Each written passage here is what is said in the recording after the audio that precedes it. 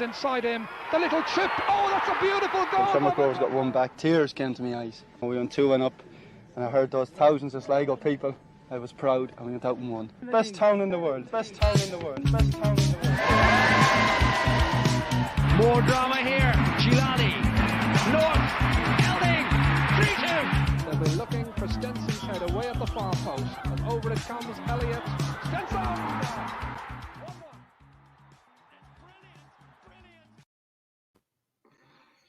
Good evening, everybody, and thanks a million for joining us. I think tonight's game just showed the lows from Pats to the highs to tonight. What a game, what a performance. Even second half, you wouldn't have thought we were playing with 10 men. I'm absolutely delighted, as I'm sure Dunner and Magoo are as well. And understatement. Come on! Understatement. The White Hags are in, boys. Up the Rovers. Come on. Up the better right. Get in. Get in. Get in. Look, lads, that was fantastic, wasn't it? And look, to start off with yourself, Sean, look, I think we showed everything that Dundalk didn't show tonight. We showed so much character, so much resilience, so proud. What are your thoughts? That's a perfect word, proud. Absolutely, Jerry. Proud as punch of those players out there tonight, because that is a monumentous performance. It's a monster second half those lads have put in. Defensively, I know Dundalk didn't create loads of chances, but we stopped them creating chances. Yeah. That was the thing. We stopped them creating chances. Tactically, we were brilliant after the sending off. We nullified any threat they had whatsoever. I thought we were absolutely fantastic. To a man, we were brilliant in that second half. Really were. Now, the first half obviously is a completely different story. I thought we were very comfortable. I thought we were good in spells, really good in certain spells. I know we'll get on to certain individuals after a wee while, I'm sure. But I can't get over it. And Ed McGinty, oh my good God, what a save. What two unbelievable saves right at the end. Yeah. I think Jordan said it as well, didn't he? He says, thank God the man of the match was announced early, because I think Ed would have got it. And look, Ed's had a lot of criticism. And as you know, and I think we all agree, that it was totally unjustified. Guys calling for his head to be dropped and all this, like, geez. But anyways, look, we're not going to dwell on that. No, because we said it that night. Sorry, just before Magoo comes in. Sorry, no, cutting across. And it's just on that point you're touching on. We says it that night after the draw of the game, Jerry, where there was comments coming in here saying, you know, should Brush be called in? We says it. He will save us more times than he lets us down. Yeah. And tonight, he has come up trumps for us and just shown exactly, and why I've said since day one, as the best goalkeeper in the league. Yeah, and I think Gary said it as well on the analysis after the match. Like, he done all the little things so well. And, you know, these things go for, they're taken for granted. But, like, if a keeper drops one ball, he's an idiot. But he came for every ball again. Like, you know, he's made one or two mistakes in the past, but it doesn't put him off. He keeps coming. He keeps showing. He keeps being brave. He keeps coming for the ball. And, like, you know, like, he's an absolute, he's a warrior, like, absolutely. And he's the epitome of a top professional goalkeeper, in my opinion, that, yeah, look, you make a mistake, you put it behind you and you move on. Exactly. Exactly. Yeah. So I'm just going to bring Magoo in at this point. Magoo, look, he made a speech there a few weeks ago about a statement win. Look, is this our statement win, Magoo? What are you saying? Is that our boy on the screen? That's him, boy, on the screen. Look at him. Oh, and Johnny. Oh, Johnny's son. Yeah, good thing, yeah. maybe it's old Johnny. Well, but hey, Johnny. Both of them are going to go down in Rovers folklore anyway. I can guarantee you that. He was brilliant tonight, young Johnny. Go on ahead, Magoo. Magoo, the Rovers fans around the world, right? Magoo, hold on a second, right? We're getting about 550, 600 views every week, right, on this, which is absolutely amazing. Yeah. We literally people from all over the world that follow Rovers. And they've been waiting weeks for this statement win. Now, sum it up for us, Magoo. Talk to us. Was it a statement win? I suppose on our part it was a statement win because, as Sean said, to a man, and every man dug in. I don't know if we had to dig in that much though. I don't think Dundalk really were up to much. Do you know what I mean? I think Dundalk are. I think they're gone. I think they're a spent force. I think it's going to take more than just a manager. There's been enough talk fix about Dundalk tonight. Talk about us. But that's why I'm saying, that's why I'm saying that's why I'm saying it's not our statement win yet, Jerry. Okay, That'll be in a couple of weeks up in Tala. Okay, saving that one for Tala. Wow, yes. But no, I thought we were comfortable. Going back to Ed there, like what were we saying last week, that a week is a long time in football? Like this time last week was the draw of the game. So it just goes to show. The one thing we've always said about Ed is that one of his main strengths and characteristics is his mental strength.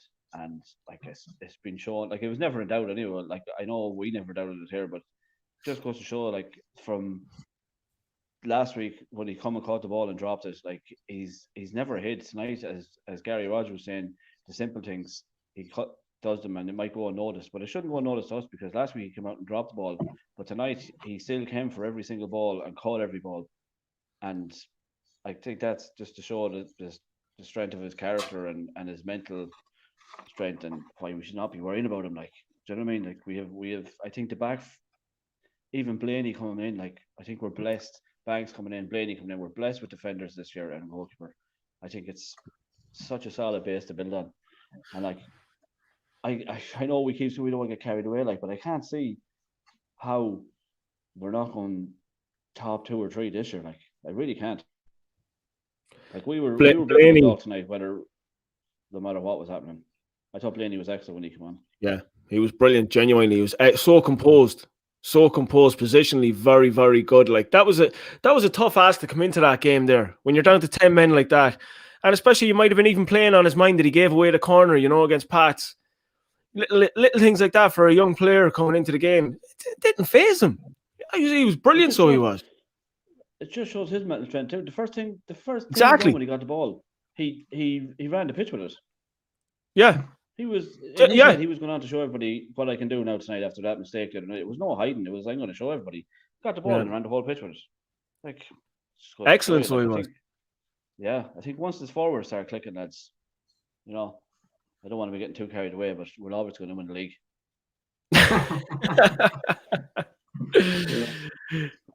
But it does like and I know Magoo, you said it a few times over the last day or two, where it was a game that we mustn't lose, but those 3 points really bring us back into the top 3 and gives that bit of a look. It's still only early, but it gives us a little bit of a buffer, and I suppose it kind of lets us look ahead rather than look behind.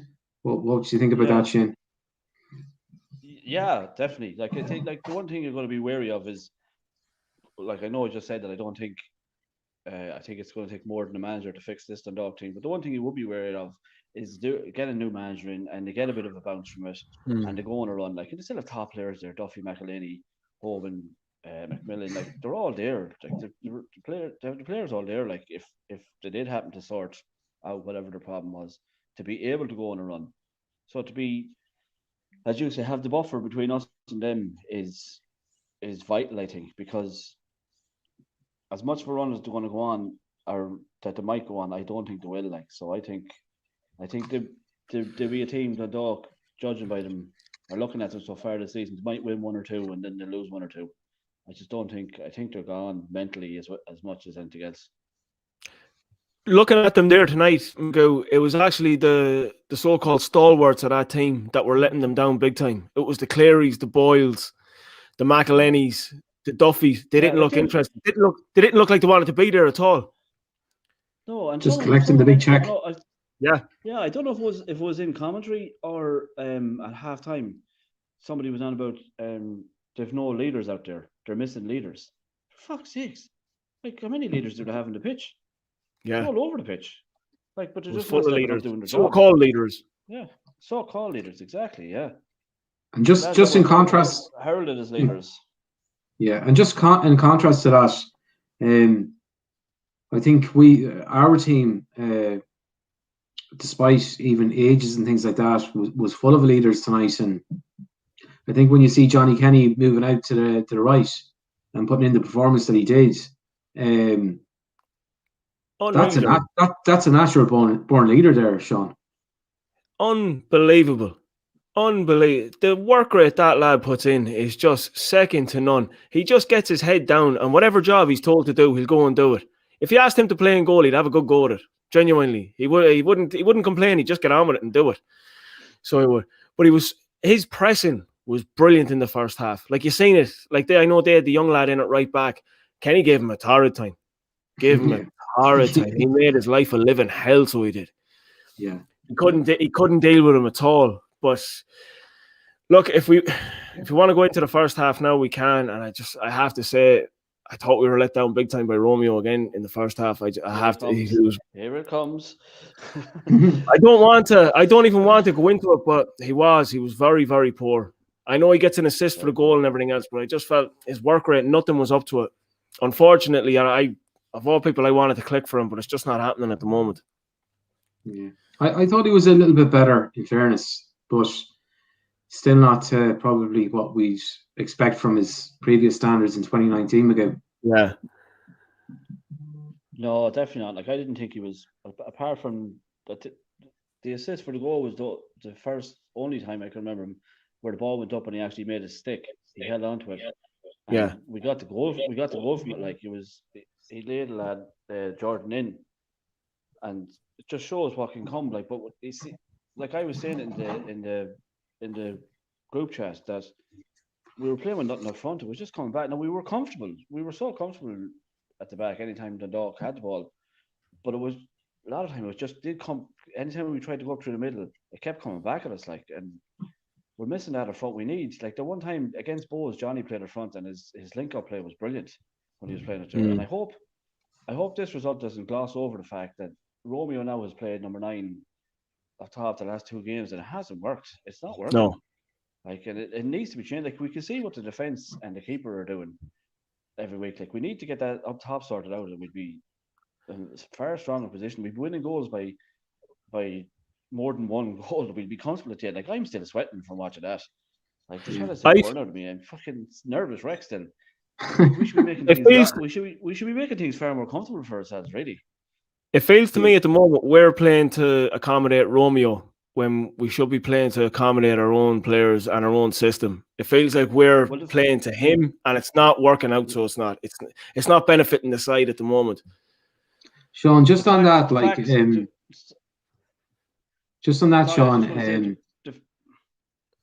Magoo, you go on. You plow on. You pull on, Magoo.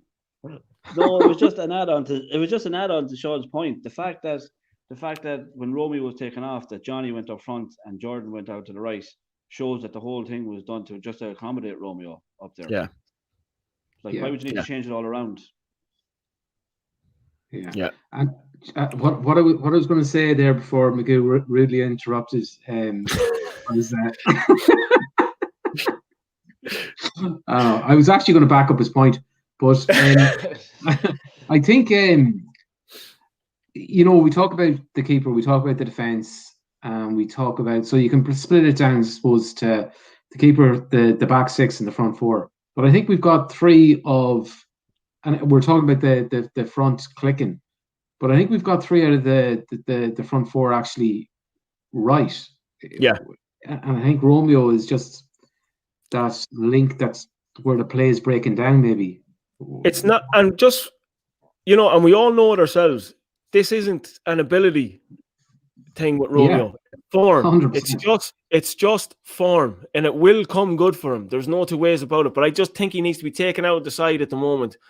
Give him maybe a little bit of a rest and just get a wee bit of fucking determination going for himself. Just a wee bit of a confidence boost, and he'll come back. He will come good. Like, there's no two ways about it. He's too good of a player not to. Yeah, and he displayed that with the assist line, fairness. Yeah, I wonder what would have happened if Mark Byrne was fit. Yeah, it's interesting. Yeah, you wouldn't know. He mightn't have started. Yeah, I think that could have been his lifeline there, really, wasn't it? In that Mark wasn't fit, and I think Liam even commented on it in the pre-match build-up on RTE that Mark played particularly well, and it was unfortunate that he did. And I'm sure, like, Mark must be gutted as well. Like, he made his first. He made his debut, his first senior appearance, starting, and next week he's flipping injured, so that must be tough. Yeah. Well, lads, let's not dwell on negatives here tonight because this is a big win. 100%. Well, look, You know what? Look, we never. No, last week we never got 2 down. We were saying we're not going to get 2 down. Yeah. Defeats early, so we won't get 2. We'll keep it on. Let's, Jerry, the even take us away on that goal because fuck me, what a fucking strike! Unreal, wasn't it? It just sat up from Lovely, and it's just the sweetest strike. And I know Jordan said that he might have hit it a little bit too far out, but I think when the ball sits up for you like that, Magoo, you just need to hit it, don't you? Yeah, I was thinking the same too when I saw him. I was like, Jesus, don't hit it. But it was a great strike. Like it was. I was chatting to a keeper. I was just texting one of the lads. He's playing goals. And I was asking him during the game. I was asking him about the strike. I was saying to him, "Do you think the keeper should have saved it?" Because I was thinking first maybe the keeper should have saved it. Yeah, you did say that. Too much. Yeah, he said no, too much power, and the ball was moving away from him. He says you'd want to you'd break your fingers trying to save that. So that's good enough for me. So yeah, I don't think he could have hit any better shot. He doesn't. No, he doesn't that was his clean. No, that was as clean a strike as you'll get. So Yeah. it was. He caught that perfectly. I was actually surprised that Morley on the commentary for a striker, a goal scorer, to actually to talk about Cherry not, maybe being at fault for it. It was buried in the corner of pace and power. Like Jesus Christ, that was even harsh on Cherry. There was no way he was getting anywhere near that. If Chris Shields had scored that, Morley would have exploded with cum in the commentary box. Come here. Every cross. He would have done the Joey. Every cross to put in the box was unbelievable cross. What a ball! Great ball! What a shot! What fucking hell! Did you see him when? At one stage, I do write notes every game. That Junior scored. If you can see that. What's that? Can you read that now? Stop talking about Dundalk. I think it took to about maybe I think it was like the 91st minute when George Hamilton actually said, let's give Sligo credit. Yeah. I had said it in the group chat. Point, I had said it in the group chat. All they done was complain that Dundalk were so poor. And not one of them gave us a bit of credit, down to 10 men, and didn't give them a fucking chance. Do you know what, though, lads? Do you know what? I'm delighted to go on like that. Let us fly under the radar for as long as possible. I don't give a fuck. As long as we know what's happening on that pitch, we see what's going on. Yeah, but Sean, you're kind of talking to the converted here. Like, we were on national television there tonight, and you've got people watching, say, from the 32 counties of Ireland that mightn't know much about Sligo Rovers. And, like, it took to the 91st minute to give Sligo Rovers a bit of credit. And all he done, particularly Pat Murdy, was...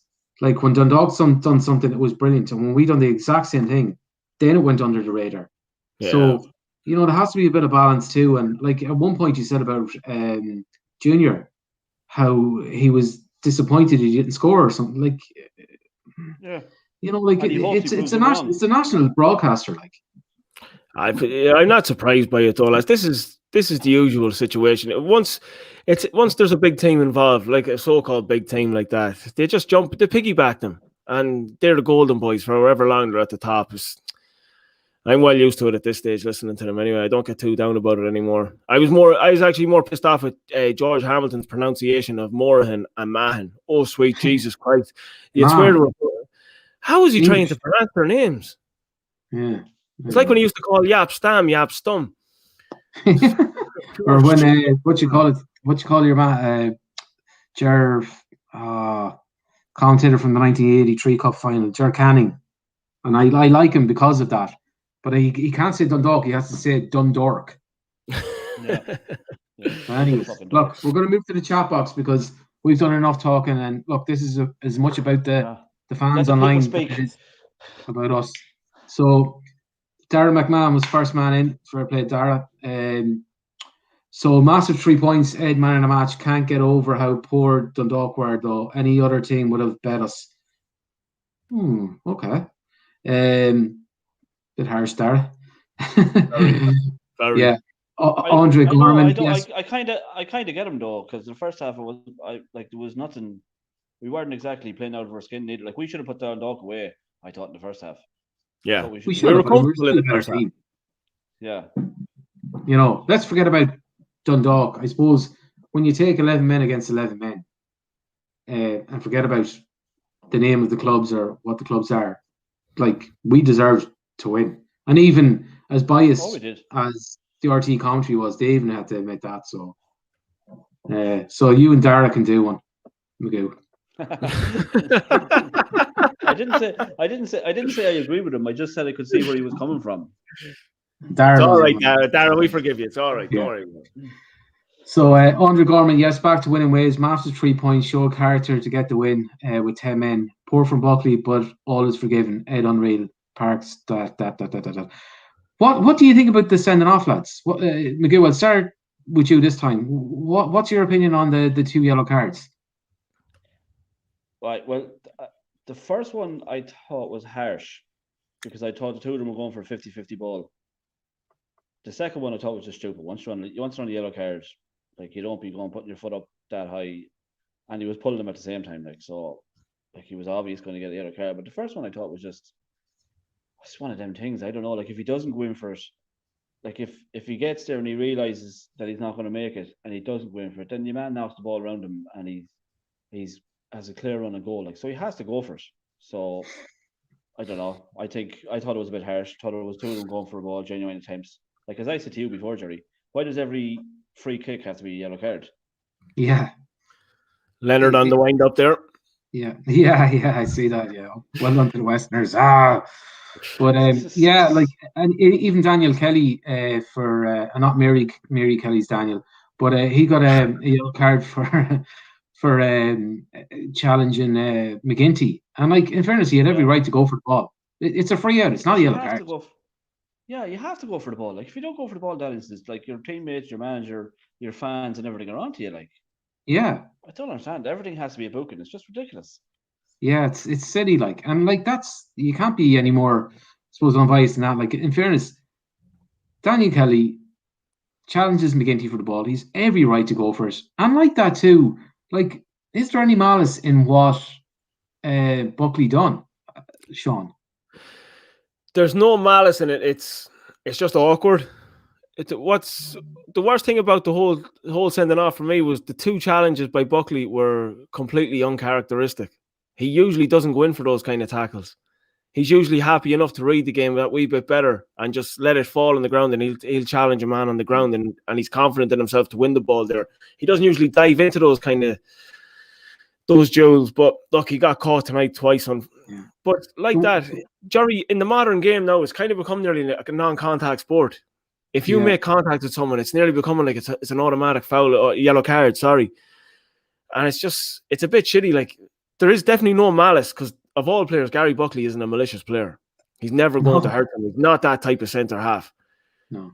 So he's but not. Do you think, Sean? Look, I'm not complaining about the pitch at all. Not making excuses at anything at all. And I think the pitch actually suited us tonight.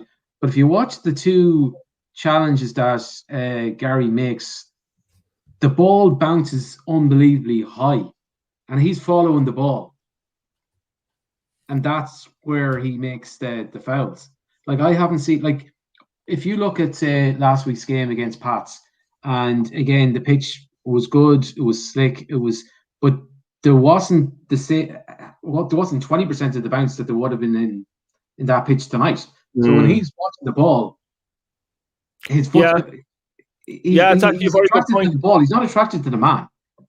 Yeah, it's actually a very good point. It's actually something I didn't even take into consideration myself, as well as the bounce on that AstroTurf. So yeah, it explains an awful lot, because, as I say, it's not something you'd characteristically put Buckley with going in for those kind of challenges. So yeah, maybe he's just. Sorry, Magoo, go on. No, I was just going to say, on your point there, where you wouldn't see him going in for them challenges, I think the fact they let the ball bounce in the first place, one of them should have went for the header, and it didn't. Both of them kind of left it to each other, and then he's trying to scramble then to make up for it. You know, the ball's bounced now. I have to, where I should have dealt with it already, now I have to try and make up for it. Yeah, I'm desperate now. I need to get something on it. Yeah. Just to answer Connor's question as well, there 1 match suspension for Buckley or more. It should be only just a 1 match. Should be no more than that. It'll be more. Do you think so? It'll be more. Yeah, because he's gone over the 5 yellow cards and plus the red, so it'll be at least 2. Well, look, to be honest with you, he'll automatically miss the Waterford game, and then the disciplinary at a later date. Yeah. They'll need to meet next Monday a week or something like that, and you'll probably add on another 1 or 2 for him, I'd say. Yeah, I wouldn't worry too much about him missing the Waterford one anyway. It's actually a good opportunity to get Blaney some minutes in at centre half. Yeah, and to give Buckley a rest. Gary, there's a comment in there from Brian McNally. Walter putting in a great shift tonight. A very honest shift from Walter tonight. Hard work. Yeah. Look, Walter was like I think Sean, as you said, he put in a shift there, and he put in a huge amount of work, especially when we were down to 10 men. And you know what? I knew he was good, but I didn't know he was that good. Yeah. What about his effort in the first half? Yeah. Oh, fucking hell. I'd say that crossbar is still rattling. Yeah. But my head is still rattling after that megaphone. Oh, whoever has that want to be shoved up that young fella's head and he want to be kicked out. Oh, my good God almighty. Yeah. But so Dylan Monaghan say it every week, but our defence is incredible. And it was showcased tonight. McGinty man of the match with some huge performances. Brilliant stuff, leaving with 3 points in 10 men. Parks needs a game on the bench. Kyle Gettins delighted with the win. Great 3 points on the road. Still would like to see us finish out games better, as 1 goal is not always going to cut it. And we've seen that 100%. Kyle. Ed had a serious game. Dundalk in trouble. Michael Mulvey got us out of jail so many times tonight. Man of the match all day for me. The change taking off Kenny and bringing in Horgan to smother the play was the difference for me, and because they were coming down the left, Sean. Yeah, really, really important change. It was actually brilliant from Buckley. So it was tactically, it was brilliant. He actually done kind of the same thing as well against Pats, bringing on Banks on the right hand side, and it did nullify them a wee bit that game as well. Obviously, it didn't work out in the end, but yeah, no, I thought Horgan when he came on tonight was brilliant. And I have to say, we haven't touched on him yet, was Lewis Banks.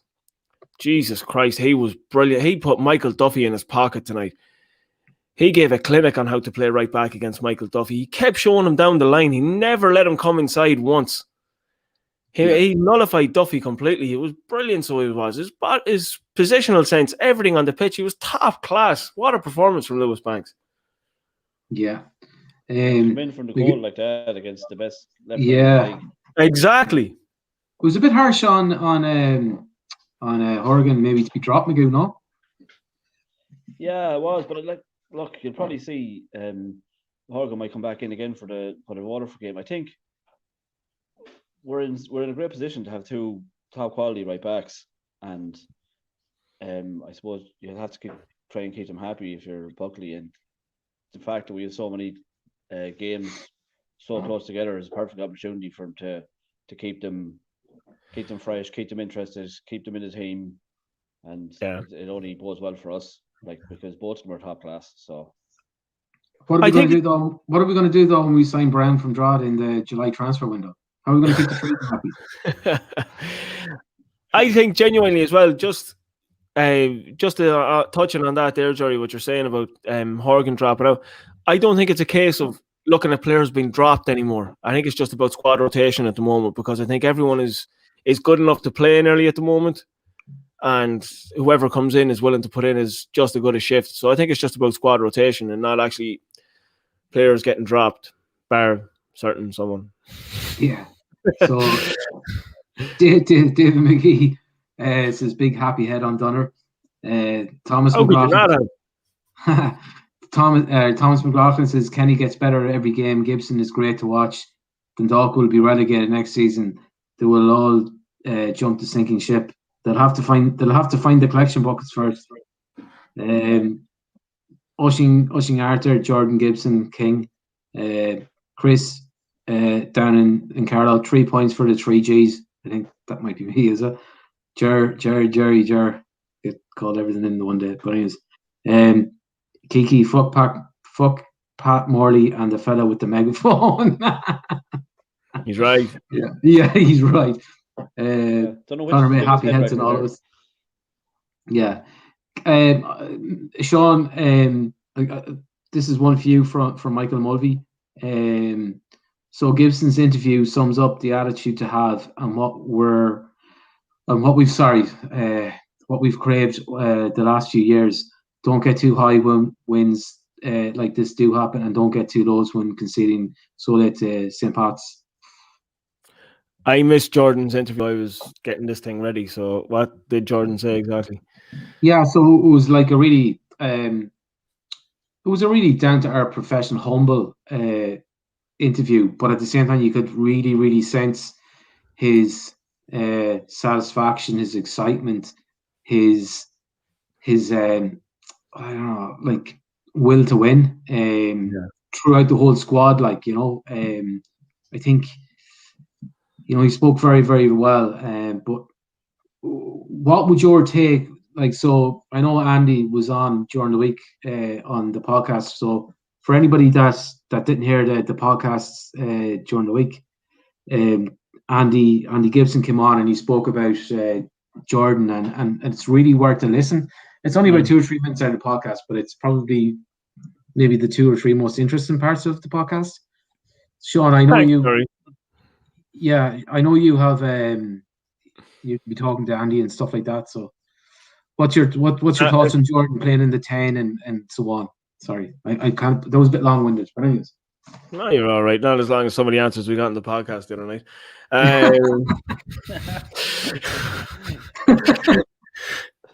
No, actually, just a wee shout out there for Andy, because he will be watching tonight. He's an absolute gentleman, and Andy, thanks a million for bringing your son into our lives, because he's an absolute diamond of a player. Jordan in the 10 is exactly where I want to see him from now on. I think his work rate is something that's going unnoticed as well. His ability on the ball is plain to see. I've never seen a player get himself out of so many tight positions so quickly as he does. It's unbelievable. He has the ability to be 2 or 3 players and just a wee shake of the hip and he's gone. So he is. He's genuine. He's top class. But in the number 10, he almost has that free role, and he's just popping up in these wee pockets of space and linking play and just finding little areas to drive through and create space. He's brilliant there. It's where you're seeing the best out of him now, and I think that's where you're going to see the most goals out of him as well. Because even when you're seeing him on the right hand side, he wanted to cut in. He could beat a player for fun. There's no problem there. But he wants to cut inside. So I think you're seeing the best of him on playing in at number 10. I think you're going to see the best of us with him playing as a number 10, because he's willing to work hard and he's willing to help Bulger and Morahan as well in midfield. He's not afraid to do the dirty work. He's an honest player. And that's an amazing trait he has. Because usually you'll see some of these players that are so skillful, and they usually feel like they can just cheat all the time and they'll do their part when it comes into the final third. But he's willing to work hard and keep working for the team. He's a team player. Yeah. So, how would I describe my opinion of Jordan? My car's got 5 gears, right? Because it's a pile of shite, to be honest with you. It doesn't even have 6 gears, okay?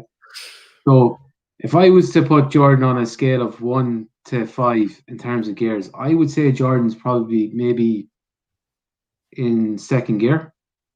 I think he has so many more gears to go through, Magoo. Yeah, I think his potential, and just his ceiling is. And just before anyone starts there, because I know someone will pop up in the comments, Jerry, you mean that in the highest compliment possible? Oh, absolutely. Yeah. Just because someone will say to you, "Oh, you only think he's doing." No, he can get to the highest compliment possible. Yeah, he's on the way. He's on the way to gear 5. Just how do we get there?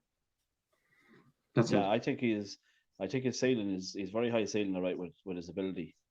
And as Sean says, it won't be from lack of effort or work that it's stopping, because he has all day in abundance too. I think the number 10, I'd be saying I'd love from the start of the season that he'd be brilliant in the number 10. I think anywhere across the front line, he'd be brilliant once you get him the ball.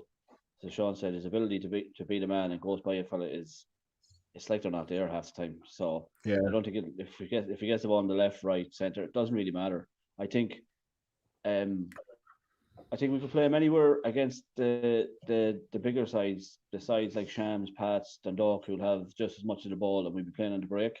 I think you can play him anywhere. It's just about getting him the ball. I think playing against Longford, Waterford in the next couple of weeks, it kind of probably has to be number 10, doesn't it? So he can kind of unlock a defence and stuff like that. So hopefully that's where we'll see him the next couple of weeks. It's hard to know.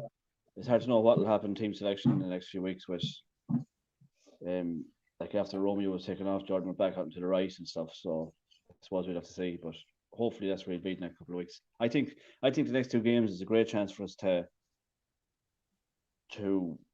maybe play around a bit with the front 4 and find a formation that works for us and personnel in the areas that work for us. I think for the rest of the season. Yeah. Just stay on Jordan for the moment. I made probably a bit of a statement on the podcast the last day in that just in relation to a few of the comments that Joey made, that in my opinion that I think Jordan could be, if he keeps on the trajectory that he's going on, and I know maybe body strength might be something. I don't know. But I think he could be the next Joey Ndo. I wouldn't disagree with you in terms of what he can bring to the team, and I know what you're saying in the as influential as Joey Ndo. Yeah, and I think the interview as well kind of showed and kind of pared back the type of guy that he is. But I tell you what, lads, we'll go to the chat box again because there's so many. We're so far behind with the comments. It's unreal. Fast forward a bit, Terry, and we get them up to date. Go on ahead. Yeah, I don't want to leave anybody out either. Just a quick one there in the comments. I saw just a quick one in the comments, and I seen on Twitter there a second ago that Waterford are apparently playing their under-19s tomorrow against Drogheda. So you know what? Nothing that surprised me with that club at the moment.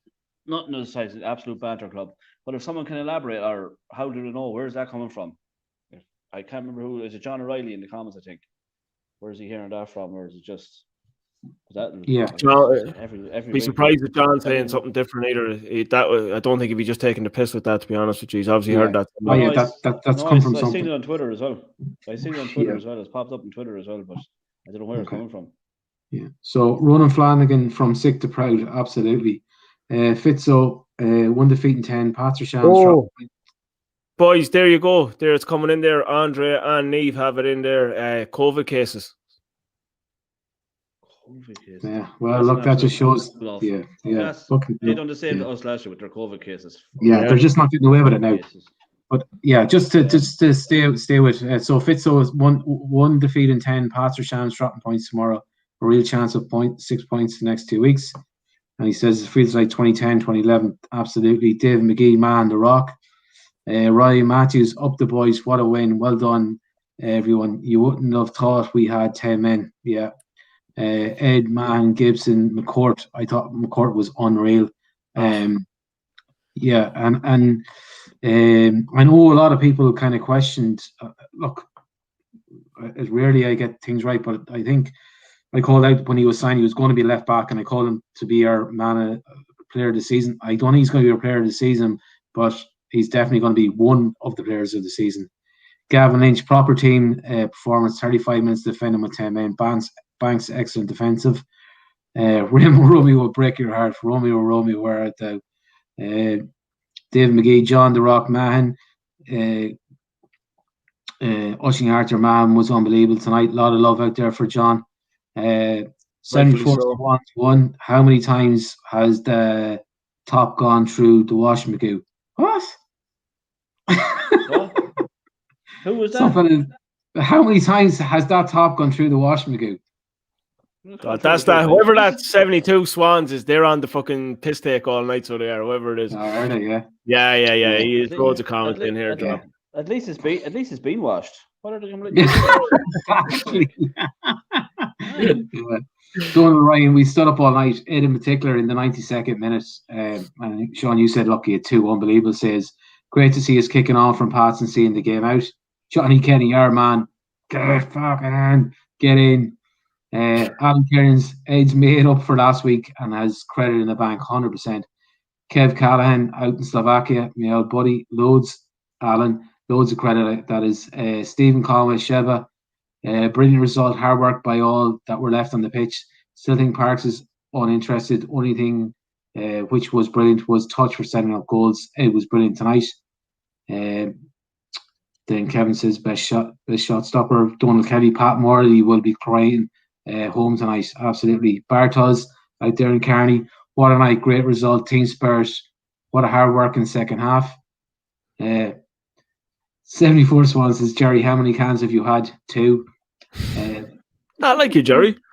I'm getting sense in the old age. John Herty, I think that's John from Carton, I think. Unreal from Meg. Yes, Meg, yeah. And performance all around. Gibson was pure class. Wash hands? I don't know what that was. Smeg must have had my 3 cans and I had 2. But Washington Moore, great win, but Parks needs to be dropped. Chris Benson out in Ballast there. Or no, sorry, out in Cranmore. Great result, back 4 and keeper brilliant, and no subs in injury time. Lessons learned. Just read out 1 or 2 more. Jerry, can you get me on the guest list for pennies? No. You're banned. Who wants to be on that guest list? Come on. Kiki O'Grady was on Twitter earlier on looking for fucking spots. He was, yeah. He's no credit in the bank, that fella. No.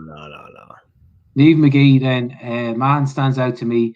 He seems to go unnoticed. Brilliant clearances, saves us a few times each game. Solid and absolutely essential to the back. Magoo, discuss. Back to the leaving cert. I didn't hear you. Sorry. Mahan stands out to me. He seems to go unnoticed. Brilliant clearances, saves us a few times each game. Solid and absolutely essential to the back. Absolutely. And you have to consideration too that Mahan played the last 35 minutes without his usual partner and he stood up to the plate. Like, what is he, 21? Yeah. To show what kind of a leader he is. And he took the lead. Obviously. Yeah, took the lead and controlled the whole back 4. Like, we didn't give anything away. He had everybody in the right positions. He marshaled it. He got his body in the way. He got his head on things. Like, proper leader. Like, we have so many leaders who don't have the armband, and Mahan is definitely one of them. And at the age of 21, he's an absolute rock of a young fella. Yeah. He's unbelievable, so he is. I think there was so many times tonight where he just made crucial interceptions and marshalling players out of play. Just he plays way beyond his years. So he does. As a centre half, he's just so accomplished at that age. It's not funny. He's levels above where he should be at this stage. Yeah. There's a good comment here as well from Christopher Davey. Lads, can we report Dundalk for having illegal ball boys? There were dark forces at work in Oriel Park to deny us that win. Those flipping footballs come from every direction. You'd want that from your ball boys, though. Fair play to them. Yeah, absolutely. Yeah, you have to give them credit for that. Daniel Lang, any chance of getting into Penny's shirt? No. I have to. Anyone who mentions pennies in the chat are going to get banned. Mind you, Daniel. I'm really joking. Ryan Matthews brought us on the bus, Jerry. What's that? I have the comment up on screen. Ryan Matthews wants us on the bus for his birthday on the first away day back. I'm sure we can arrange that. 100%. Yeah. The party bus. The Bengal bus. Ryan can pick his birthdays. He knows his birthday is going to be the first away day back. I wouldn't mind that. He's like Benjamin Button, that fella. Yeah. Alan Finn, I think, Alan F. Great point. Yeah, I think McGinty's bounce back from drugs started on Monday. He was rock solid with every ball into the box against Pats. He was unfortunate the only one he couldn't come for ended with that equaliser. Sean. Sorry, I was reading comments. What was that? Sorry, Sean. Okay, so Alan says, go on, Magoo. I was going to say, I 100% agree. What was it? Again, it just goes back to his mental strength. That a few days later, after a thing, that he was willing to start straight out back on the horses. To say there was no shying away or backing off, straight back out to coming for balls, and just brushed it off, and he's 100% right. Actually, it wasn't just tonight; it was Monday as well. He was excellent. McGinty, is it? Yeah. Yeah. Well, look, I've been talking about McGinty since last season. So I have. I think the fella's just top class. I love him as a goalkeeper. I think he's unbelievable. But I was even saying it about the Drogheda game and stuff, and even earlier on in the season. Actually, go back to the first game against Dundalk, where he makes that mistake in the first half, where he gives away the ball for the goal. And after that, he backs himself 100% to take the ball at his feet and go and play the ball again the same way. Even though he gave it away in the first half that day and we conceded from it, he backs himself 100% to go and play the game the same way he wants to play it. And that's exactly what he done tonight. Where he was dropping the ball against Drogheda, he went tonight and he caught everything. Like at one stage, he caught a ball there towards the end and he took out was a bulger. He landed on top of him. He wasn't even getting off him. He was taking out his own teammates, but he was holding the ball like glue. And that's another thing about his 2 saves that hasn't been mentioned yet. I'm surprised at it. Is he holds on to both of them. They're decent headers. He doesn't palm them back into play. He doesn't parry it. Doesn't do anything. He doesn't put them out for corners or anything like that. He holds them. He gets back down on top of them, and that's so important. Does he push that away? That's like I'm basing this off. But he pushed it away though. He didn't push it back into play. He pushed it away. He pushed it out wide. Yeah, pushed it out wide, didn't he? Yeah. First one he does really well to hold on to and foul stretch. But the second one he pushes away. But he gets good strong hand on it, and it's away. Like it's not just dropping back a couple of yards from goal. It's good strong hand and well away. And Horgan was in his way too, but he didn't let that distract him. His concentration. But that's it. He sees that so late. He sees that really late because he's probably expecting Horgan to get a wee touch on that. Yeah. And like it's a header from 6 yards, like so. Oh yeah, from a big lad too. Like I'm sure he got some power behind that, Yeah, definitely. That's another. By the way, just to touch on it, I don't want to be talking about Dundalk as well, but what a waste of money that lad is. That's the Albanian fella. No, Zaibo. Yeah. When I seen them signing him, I was thinking, oh God, this fella looks. He's a pretty decent caliber about him. And I was thinking, Jesus, but tonight, choice of team. Yeah, and I'm sure they're paying him like probably $3,000 a week, $2,000 to $3,000 a week, and that's not an understatement, So there's one in from lads just to touch on there. I know Jerry, you might be up to date on the comments there, but Kevin Callan, I just put it up on screen there. Word about Junior. For me personally, I think it's a serious bullet dodged. That he's not the same player we've seen at Derry, and I know last season, and we were all kind of saying it. And Magoo, you definitely will say it because you were totally against him playing out left midfield. But we seen him as a number 9 tonight. He was brutal. He's you're 100% definitely a bullet dodged. Said at the end, we did say at the end of last season though that wouldn't be if he stayed or go. Like if he stayed or go, it doesn't really make sense, did it? Jeez, I wonder if there's any old English but I've come so far. But if he stayed or left, but yeah, I definitely wouldn't be swapping Walter for him anyway. That's 100%. Oh, definitely not. An upgrade there. Yeah. Oh, definitely. Yeah. We definitely got an upgrade there, I think. And look, that proved it tonight, didn't it? Just going to jump back into the chat box. So Martin O'Connor, Romeo, I don't think that's your uncle, Martin. Romeo was poor. I doubt it. Yeah. I seen him on social media this week beside the new lawnmower. I was going to say he wasn't online anyway. No, but fair play to the 500 Club, and I know we called it out here before. It's great to see them contributing things like that. I think that lawnmower costs like something over 10 grand or something, but it's a specialized lawnmower that spikes the pitch and also cuts it at the same time. So hopefully we see a better pitch and things like that. And basically, people, if you sign up to the 500 Club and you can through the Rovers website, that's where your money goes. It goes into stuff that makes us a better team, and it's tangible stuff. So look, if you are anyway, look, it's the price of a pint a week. That's what it is. And Jesus, we'd all be all mad for a pint now at the moment, but and also, go on. Jerry, I think you'll be the first to agree with me on this. It makes you, as much as you're a part of the club already, it ingrains you in the club. Yeah, it pulls you in. It pulls you in 100%. You are part of this club. You're part of it now as a fan. There's no two ways about that. You joined that 500 club. You're running in the bloodstream. So yeah. And look, Sean, just on that, like like it's a £5 a week. It's a pint, whatever. Like it's not a big deal. I don't think, but like you're contributing to buy a lawnmower, and we're celebrating that we bought a lawnmower. You can't get any more down to earth football club than celebrating buying a lawnmower. Your £5 goes towards buying it, and that's the truth. Like, I'm not laughing at you, Jerry. Alan Kieran's free spin on the lawnmower when you sign up. Yeah. Oh, we're always thinking. I tell you, we're in the of anyways, that's for sure. Did I read out Martin? So Romeo was poor, not sure what he's bringing to the party. He's not holding the ball up and bringing people into play, giving it away too easily. He's not a number 9. I don't know what he is.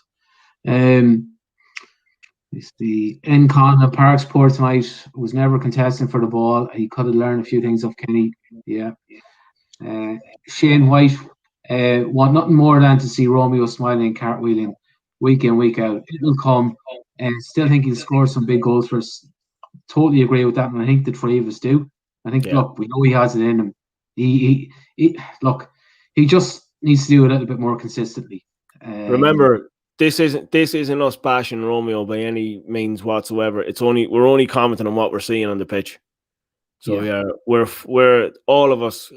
We jumped for joy when we heard Romeo was coming back. We know what he's capable of.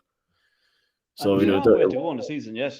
Yeah, exactly. Season yet, like that man still has plenty of time to get 10, 12, 15 goals this season. Yeah, and that's the point that we've been kind of making over the last few weeks. And it's not a sprint; it's a marathon this year. Yeah, it's completely different than last year.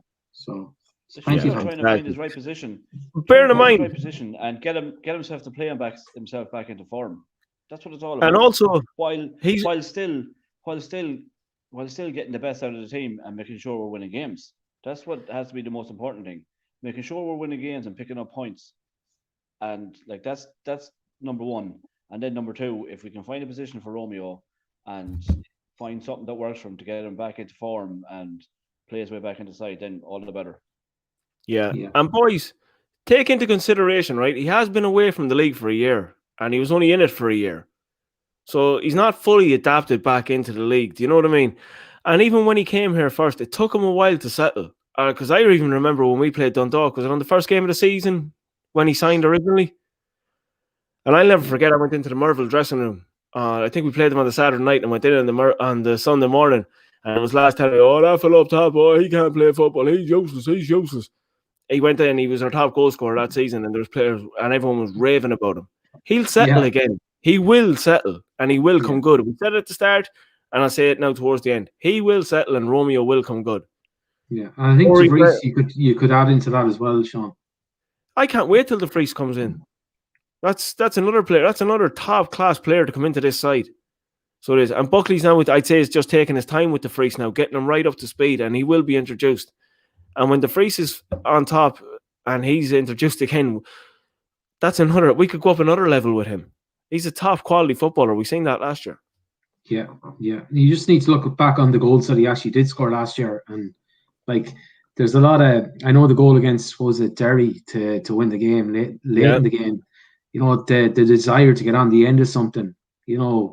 He's a brave player too, and I suppose we just need to cast our minds back to that. But he's also that player, Jerry, as well, that he will suit exactly what we're looking for this season. That high intensity, that press, but then when on the ball, he has the quality on it as well to hold it up, to keep tight, to keep playing keep possession, play those little 5-yard passes, but also have intelligent runs off the ball as well. He's exactly what we want. When DeVries is fully fit, we go up another level again, in my opinion. Yeah. Connor May Look where here we are. just. Look where Sorry, we are in the Magoo, go league. on. Sorry, Jerry. No, go I on. know Go on. we need to get to the comments, but like we're third in Yeah. the league. What are we? 5 points? 5 points off top now, is it? Or maybe 4 points off tonight? But then we'll get 5, on. I think. But before this, if you were to ask people before the start of the season, who was going to be our main players this year, attacking threat especially, everybody would have said Romeo and Ryan DeFries. Everybody, two man would have said Romeo and Ryan DeFries. It would have been one or the other, or both. Yeah. And we're third, 5 points off top. And 4, you're right. Sorry, 4. You're right. 4. And neither of them have played yet. Yeah, and as Fitzo pointed out, Like I know both teams. Romeo's got a couple of goals, but like I mean, he hasn't hit his form, and DeFries hasn't played at all. But you know what, though, Magoo, actually, sorry, you're after making a good point, I'd say, without even trying to make it as such. Oh, no, not. Oh, hotline there's someone ringing me, telling me I'm fucking up. No, with Romeo there, right? And that's even something I haven't even taken into consideration. We're saying Romeo hasn't started the season well. What does he have? 2 goals and 3 assists? Yeah. Like that's high numbers. You know, at the end of the day, we're 10 games into the season. So that's what you're dealing with there, like. Maybe imagine there's what it could be when he's playing well. Yeah. Maybe there's a Denny Corcoran type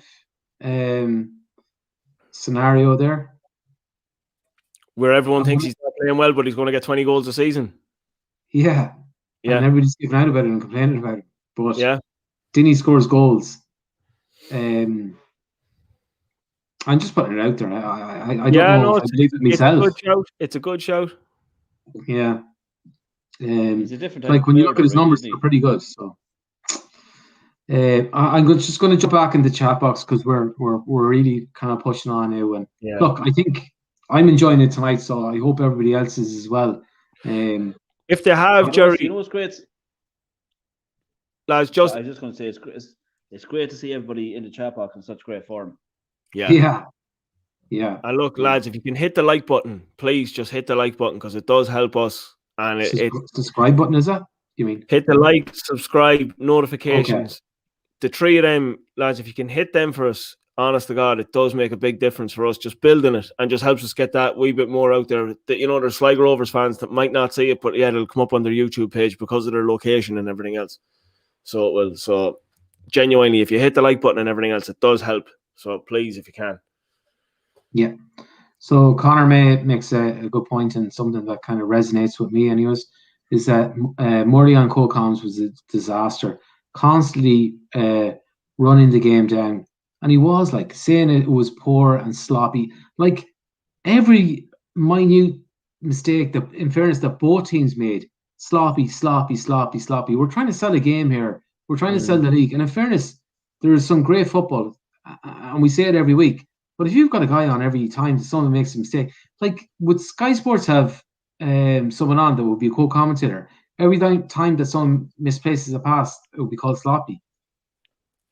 He was Jerry. Jordan, since the Watch LOI, there's been some poor co-commentators. Actually, Morley is the worst co-commentator we've had since the start of the season. You could write a book on the shite he talked tonight alone. Half about himself.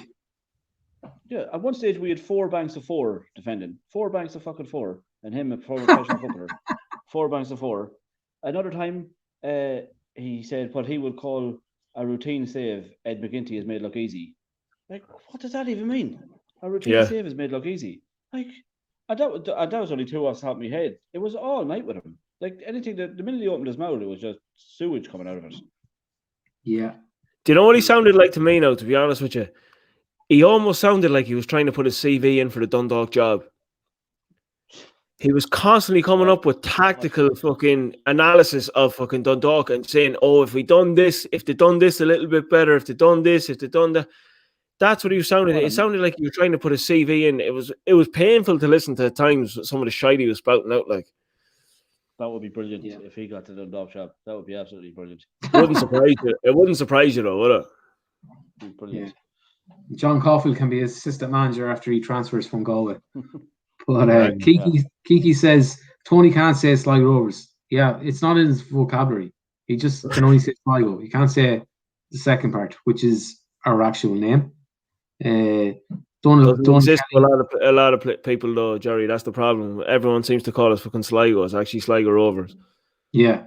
There's only one Rovers apparently. Yeah.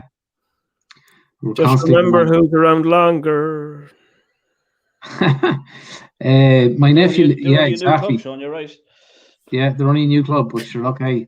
They don't even know when they were formed. They've got that many different dates. Donald Kelly, my nephew living in Dublin, 14 years old, texted me during the game, raving about Gibson. Mad to see Rovers playing this season.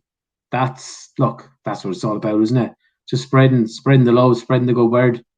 It's actually, Jerry, that's a good thing as well. You know, Jordan Gibson is that kind of player that the young fellas will look to. And he's got that wee style and swagger about him and all the skills and all that. He'll attract young fellas to come in and watch in the showgrounds. Yeah. They'll want to watch. But that's the point, I suppose, Sean, that I was making about Morley. Or not even I, but in the comment box, is that every little minute mistake he highlighted and he focused on it and he said sloppy. He never focused on the positive. He never tried to sell the game to the young guy, 14-year-old lad in Dublin. Now, the 14-year-old lad in Dublin obviously has a brain, and he doesn't need to listen to the likes of Pat Morley to know what's good play and bad play. But again, it's went out on national television, and it's doing a disservice to the league. Jesus, we're struggling enough as it is to sell the game without ex-players constantly saying sloppy this, sloppy that, negative this, negative that, constantly talking about Dundalk. When we were actually the team that won the game, we were the team that made the good chances and the exciting stuff and defended to a man for the last 40 minutes. But Jerry, I think No, it's a good point exactly what you're making, because I think what Morley was trying to do as well, he was trying to clue into everyone, you know, the people that are watch LOI. I think he was trying to show into everyone that he's been watching all the games and that he's clued into what's going on with every team in the league this season. But as you say, you're watching RTE for the casual fan watching and the younger fan that's watching, and maybe not even fans of Sligo Rovers or Dundalk that are just watching a League of Ireland game. It wouldn't have appealed to anyone, no. So when he was trying to be too smart at times. It was a bad co-commentator's performance. And can I just ask Daniel Lang, what exactly did I do for the end of the show to get this laugh?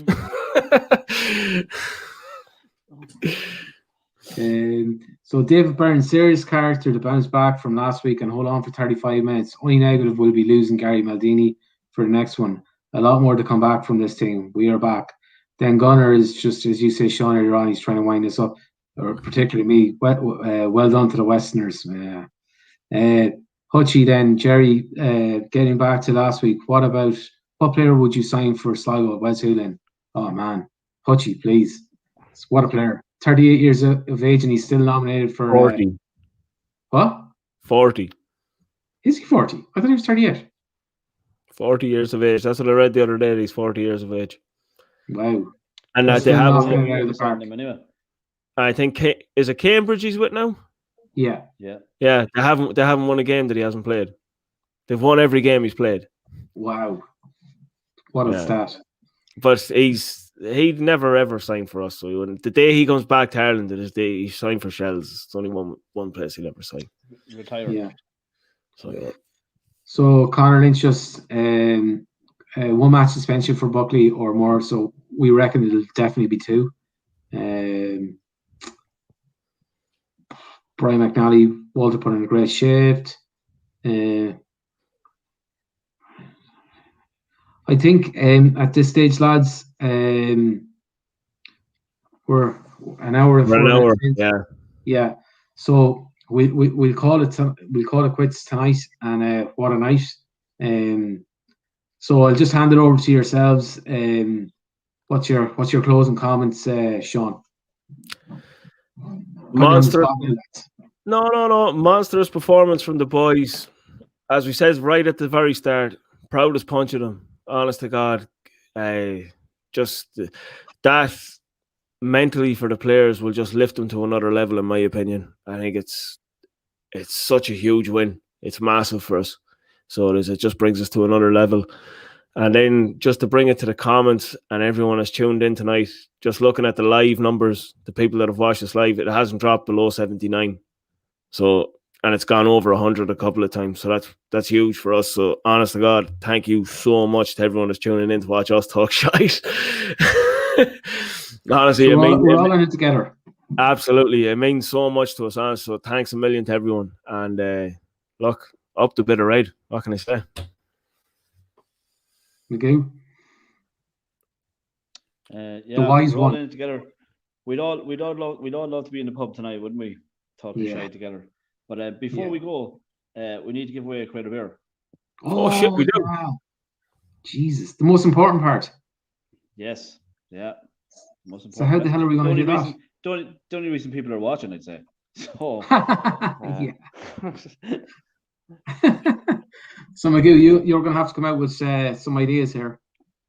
No, I don't know. We'll just give it to the what comment? We just give it to the best comment. So what do we think the best comment is? God, there was lots. Who do we want to give it to? Yeah, there was a lot of good comments. In fairness, I don't know. Like just, I don't know. I can't. I would actually. I would nominate.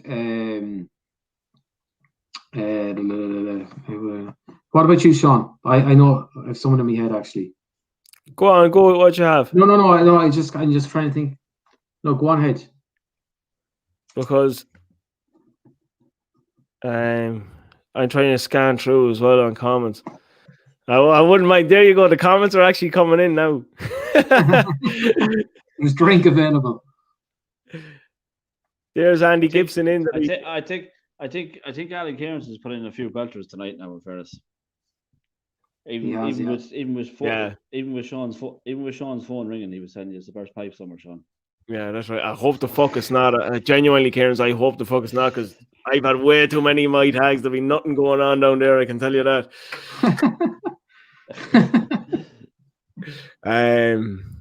There's Andy Gibson in tonight, lads. Andy, you missed your wee shout out earlier on, but watch back and you'll see it all, pal. Absolutely buzzing about your lads' performance tonight. Yeah, I think give it to Cairns. Cairns was all in the chat tonight, so he was, and actually he got cut off. He had shouts from the shed end in that didn't get played, so he deserves it. Okay. Yeah. Before we go, I want to give a shout out to a young fella who was actually watching the show tonight for the first time. He texted me earlier. So he was sitting up to watch us tonight. So you can have a few bottles as well. Big up, Bobby. Yeah, couple of bottles of Heineken, I think he's having. You know what I mean? Not major, only 2 or 3 before bed, like. So yeah, same as ourselves. Yeah. And just a shout out to everybody that's put in the comments tonight. Jared Crystal as well. Just he was doing a bit of slag in there as well. But thanks for putting all the comments in. Sorry we couldn't get to read them all out. Also Dylan Giblin, who's on every week as well. Dylan Banks also played top class tonight. Yeah, 100%. Rory Breslin, are you live? We're always live, Rory. Jesus, man. So we're gonna play out with this tonight. Sean, you can kind of cut us off in the next 10 to 15 seconds, but we're gonna play out with this now.